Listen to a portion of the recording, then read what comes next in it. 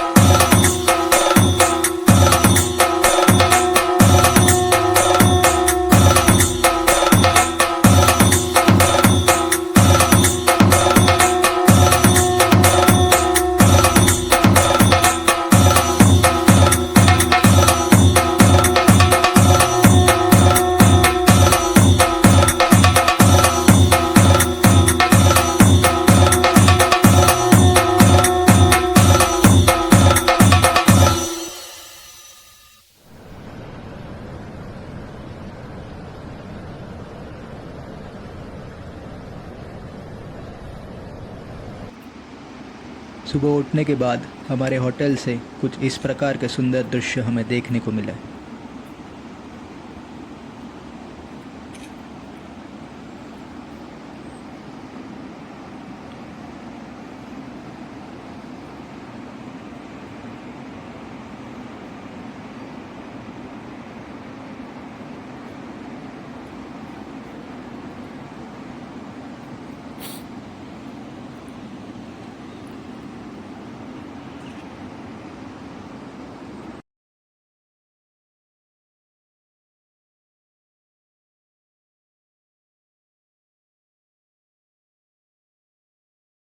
ओम जपाकुसुम संकाशम काश्यपेयम महाद्युतिम तमोरिस सर्व पापकनम। फिर हमने सूर्य नारायण को जल अर्पित किया और उनसे आशीर्वाद लिया। तमोरिस सर्व पापकनम प्रणतोस्मि दिवाकर जपाकुसुम संकाशम काश्यपेयम महाद्युतिम तमोरिस सर्व पापकनम प्रणतोस्मि दिवाकर।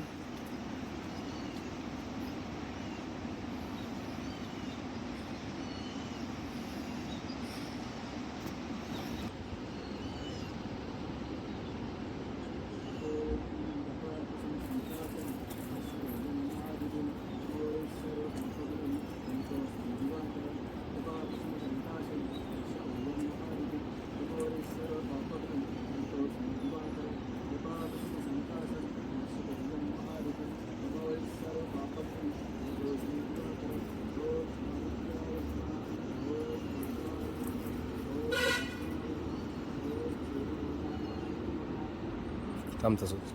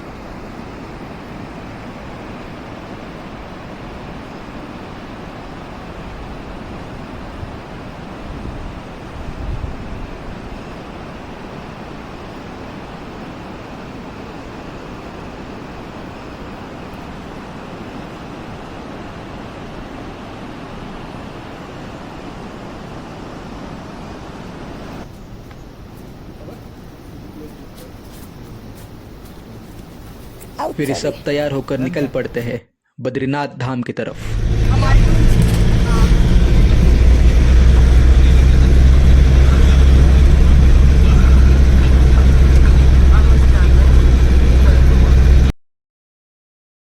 कोई बोलो स्पीड कम कर दो।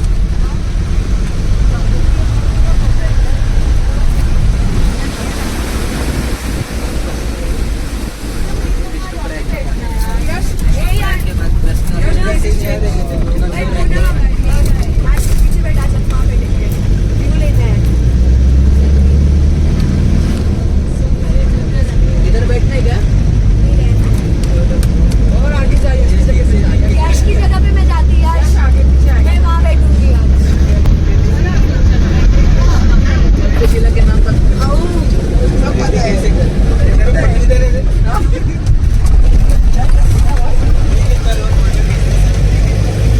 यार गाड़ी में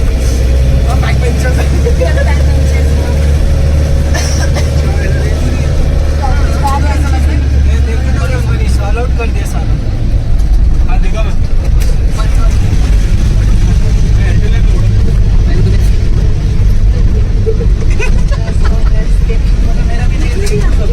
तेरा नहीं है ना भाई। मैं तो देखूँ क्यों फोन?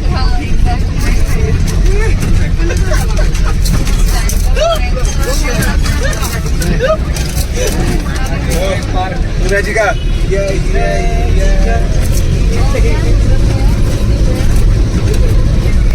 मैंने बस शिवलिंग के पास वही तो ना, वही तो ना। शिवलिंग के पास क्या करेगा दोस्त? काम भी रखिए।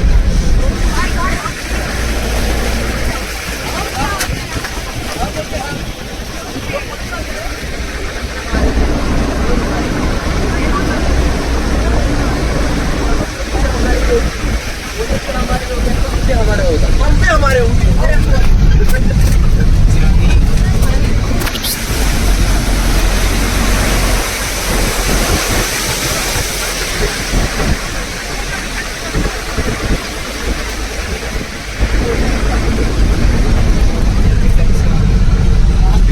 दिख रहे हैं कल रात को इससे रात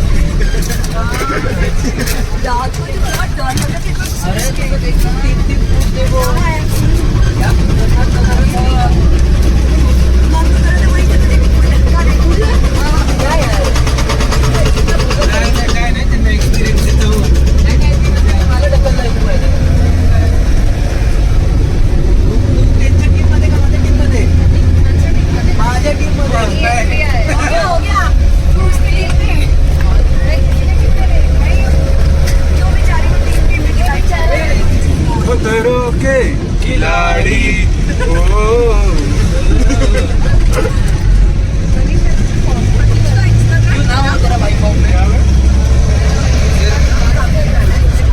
मनीष ने इतना अच्छा स्टंट किया है उसको फॉर्म में वो नहीं उससे भी भारी इसने जो मुंह बनाया था क्या ना जब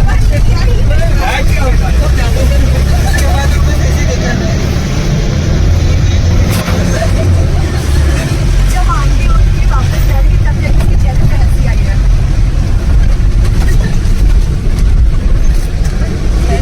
अगर वो तुझको और एक गोला मार दे। ये वो रास्ता निकला भी नहीं है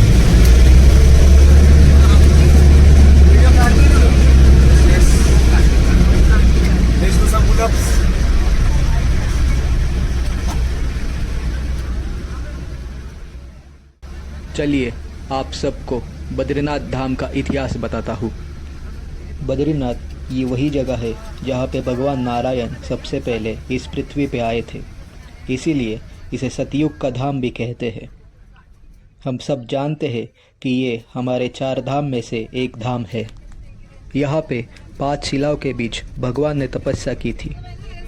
नारद शिला, गरुड़ शिला, मार्कंडेय शिला, वराह शिला और पुल के बीच में जो शिला है उसे नरसिंह शिला कहते हैं। यहाँ पे जब भगवान तपस्या कर रहे थे तो उन्हें किसी भी तरह की कोई भी समस्या ना हो, किसी भी मौसम का तकलीफ़ ना हो, माता महालक्ष्मी ने भगवान के रक्षण हेतु बेर के पेड़ का रूप धारण किया। बेर को ही बद्री कहते हैं। जितने वर्ष भगवान ने तपस्या की उतने ही वर्ष माता ने भी तपस्या की, इसीलिए इस धाम का नाम बद्रीनाथ गिरा।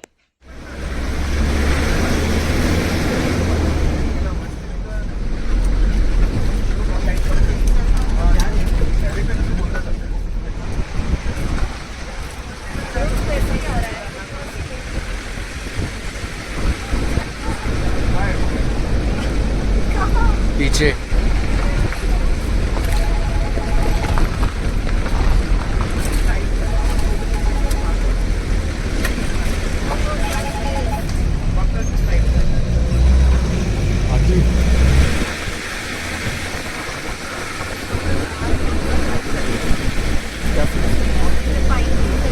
पाइन ट्रीज लगते हैं मेरे को।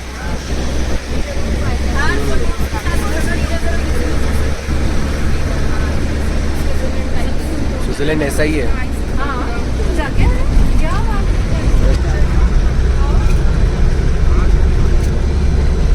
है। क्या रास्ता है बता दो।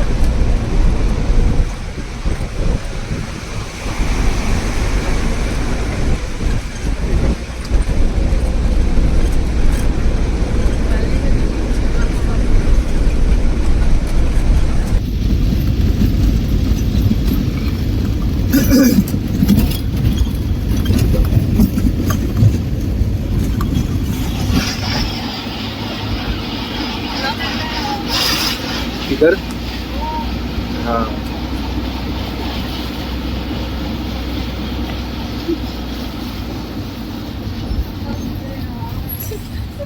रास्ता देख रास्ता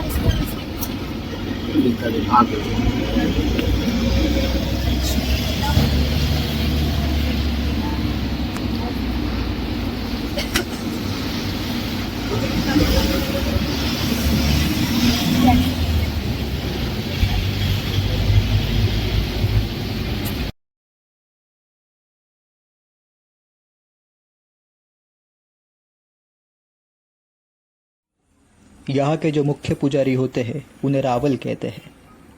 वो दक्षिण भारत के नामबोदिरी ब्राह्मण होते हैं जिनको गवर्नमेंट ऑफ केरला से नियुक्त किया जाता है। एक रावल को यहाँ का मुख्य पुजारी बनने के लिए आजीवन अविवाहित होना होता है। आचार्य की डिग्री मतलब संस्कृत में मास्टर भी करनी पड़ती है। इसके अलावा उन्हें बिना चप्पल और दिन में 6 बार स्नान करना होता है, चाहे कितनी भी ठंड हो, और 6 महीनों तक मंदिर में ही रहना होता है। और इस प्रथा को जगत गुरु श्री आदि शंकराचार्य जी ने शुरू की थी और इन्हीं रावल को पहाड़ों में भगवान का रूप भी मानते हैं। और किसी कारणवश अगर रावल उपस्थित ना हो तो सिर्फ गढ़वाली डिमरी ब्राह्मण को ही मंदिर के गर्भगृह में पूजा करने की जिम्मेदारी दी जाती है। जब मंदिर के कपाट बंद करने का समय आता है तब रावल जी को स्त्री वेश धारण करना होता है, क्योंकि मंदिर के बाहर माता लक्ष्मी का विग्रह है और किसी भी पर पुरुष को स्त्री को स्पर्श करना वर्जित होता है। इसीलिए रावल जी को उनकी बहन मतलब माता पार्वती का वेश धारण करके उनका विग्रह मंदिर के अंदर स्थापित करके कपाट बंद करने पड़ते हैं। शंकराचार्य जी कहते हैं जोशीमठ में स्थित भगवान नरसिम्हा की मूर्ति का बायां हाथ दिन ब दिन छोटा होते जा रहा है और जिस दिन वो हाथ टूट के नीचे गिर जाएगा तब यहाँ पे जो नर और नारायण पर्वत है वो एक दूसरे में समाहित हो जाएंगे और बद्रीनाथ के आने के सारे रास्ते बंद हो जाएंगे। तब पंचबद्री में से ही भविष्य बद्री मंदिर कलयुग का धाम कहा जाएगा। कालपासून वरपर्यंत 2 तासाचं असतं भाऊ. मला त्याचीच काळजी होती. 2-3 तासाचं लाईन 10 मिनिटं 10 मिनिटं झाले. परमेश्वराची कृपा आहे रे आश्रमित. जय श्रीराम जय हनुमान.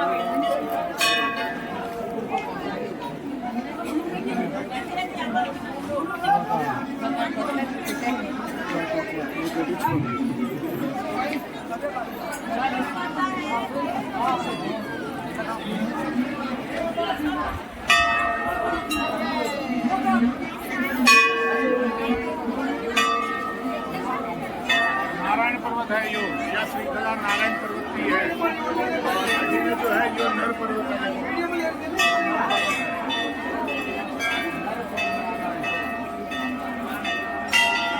मंदिर के परिसर में ही बजरंगबली, नर नारायण और क्षेत्रपाल घंटाकर्ण जी का मंदिर भी स्थापित है।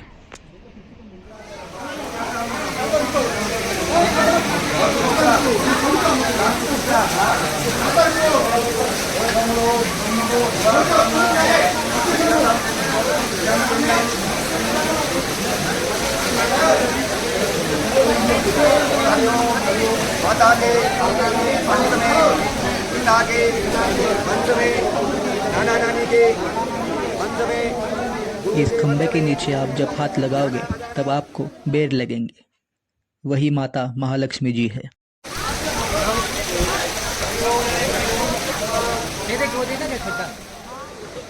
ये नारद कुंड है।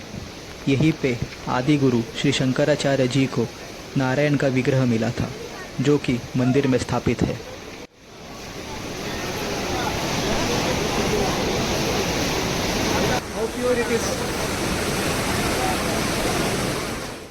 बद्रीनाथ मंदिर से ही थोड़ी दूर पंचप्रयाग में से सबसे पहला प्रयाग होता है।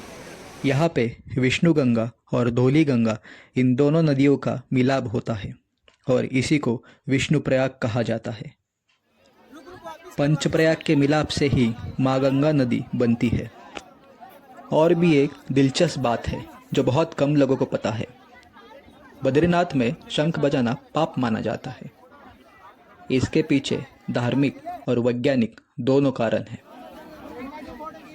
पौराणिक काल में दो सबसे खतरनाक राक्षस थे, अतापी और वितापी, जिनको खत्म करने की जिम्मेदारी अगस्त्य मुनि को सौंपी गई थी।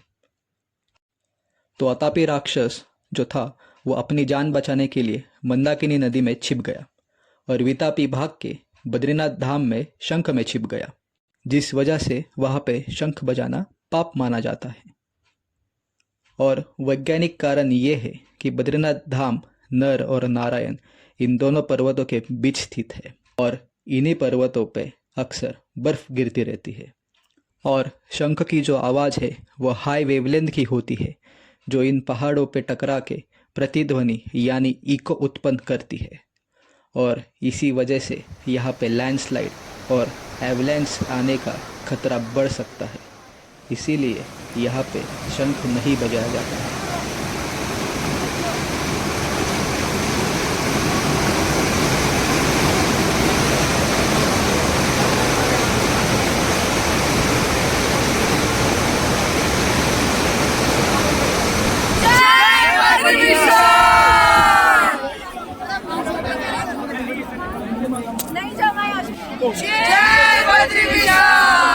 इतने सुंदर और अद्भुत भगवान के दर्शन होने के बाद सच में मन बहुत धन्य हो गया। बहुत सुंदर वाइब्स है इस मंदिर के।